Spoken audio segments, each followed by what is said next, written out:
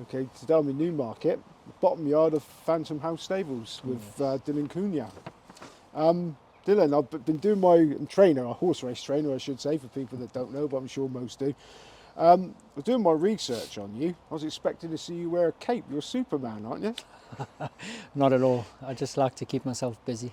No, the people might wonder why I said that. So we'll just go through the list of your CV so far. Yeah. So you were one of the youngest trainers in South Africa to train a Group 1 winner. Mm. You're a qualified airline pilot, and you rode 3 winners as a jockey, and you run ultra marathons. You might as well tell us first of all what ultra marathons are. Sounds Basically, ultra marathons is my hobby. It's a lot easier than a normal marathon, even though it's longer. It's a lot slower. So they're actually mega ultra marathons where the one is that I've done 4 times is a Comrades Marathon. So it starts in Pietermaritzburg or Durban each year. It alternates. You run through the Valley of 1,000 Hills. It's about 90 kilometers. And through the Valley of 1,000 Hills, like I said, you start in the morning. If it's in Pietermaritzburg, it could be -4, could get up to 25 degrees in the day, and finish in the evening at 10 degrees. It takes about 11 hours to do. and that is continuous running. Continuous running, yeah. And then I did, the first year I was here, I did the London to Brighton, which is 100 kilometers. And that started about 7:30 in the morning, and I think I finished at 8:30 that night. It was a long day, off-road all the way from London to Brighton. Yeah. So let's start from your beginning. What's your background, and how did you become such a successful trainer at such an early age? The background is my father bred racehorses when I was young. He had a small stud farm. On the small stud farm, he bred a Derby winner. He had another Group 1 filly, I can't remember her name now. And so it was there, the interest. I used to go racing with him. I had one of his old friends, his friend's retired racehorse, which I started to learn to ride on. And then obviously grew up in the racing, going to races, going to the training track in the morning.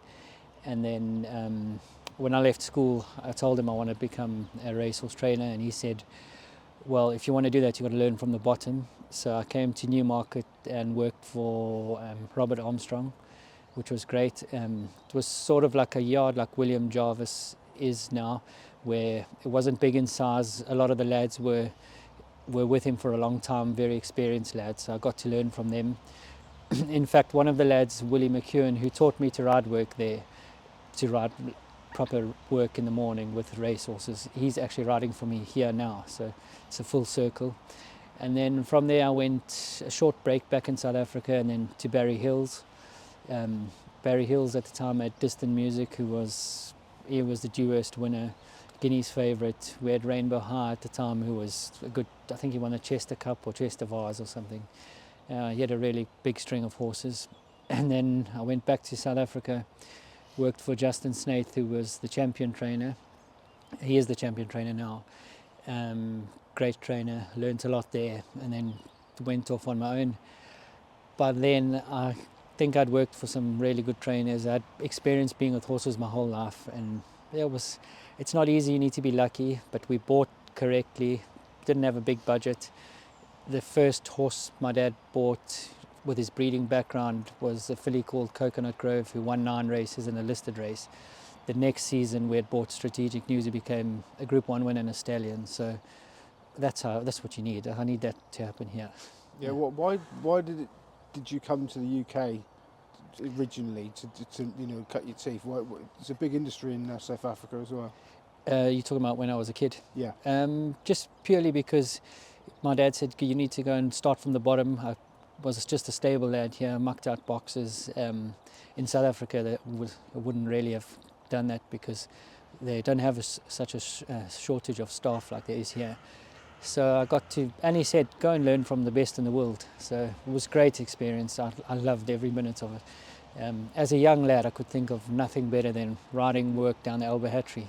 It was like, I look at it now and I think, I don't know what was so exciting. But back then, I woke up on Saturday mornings buzzing, like it was really the best feeling ever.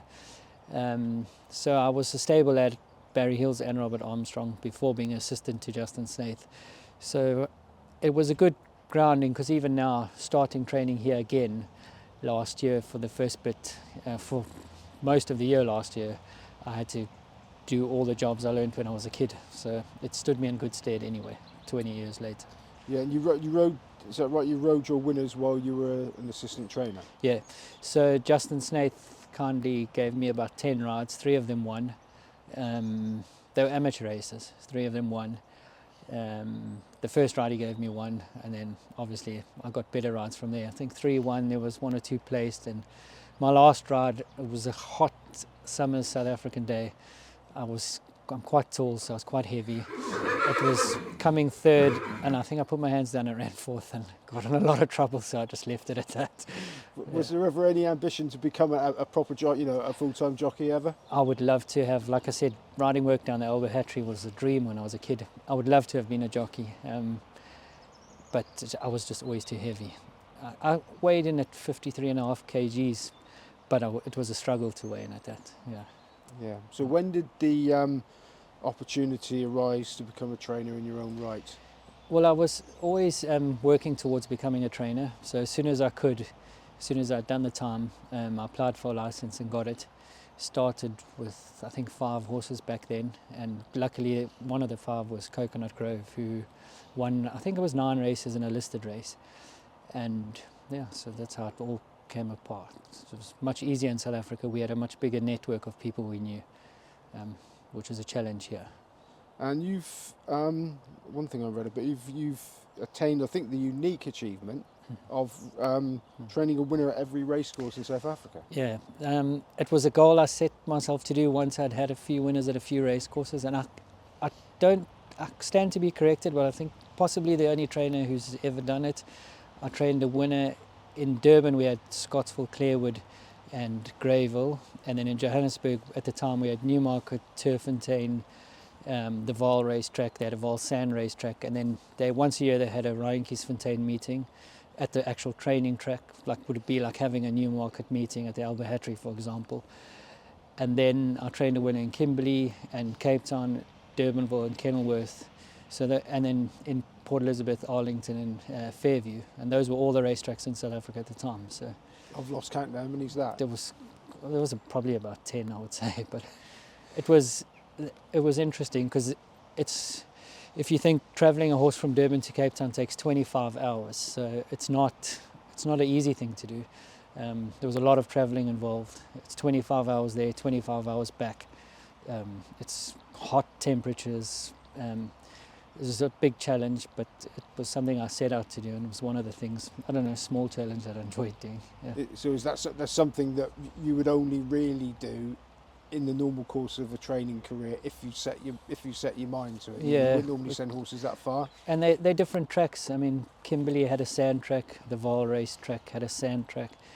They're all completely different surfaces and tracks. You had to get the right horses, and you couldn't just travel 25 hours to run third or fourth. You had to make sure the horse was going to win. So it was young arrogance and cockiness, I would suppose, that I'd think about it twice now, having to travel like that. But at the time it was, I suppose, youth. And how long did it take you to achieve it? I only trained from 2004 to 2009, I think. That was about it. Did the punters latch on what you're up to, and sort of think this one must be a good thing when you got there? I don't know. One big owner who's passed away now mentioned to me, I went from Durban to Port Elizabeth for the 2 biggest listed fillies races they had, and won them both there 2 years in a row. And he mentioned to me afterwards, he's like, I cotton on to you, but I didn't go back for a third go. So when we did travel most of the time there, we didn't travel for nothing. It's a long way to go and waste someone's money. So the owners were paying for the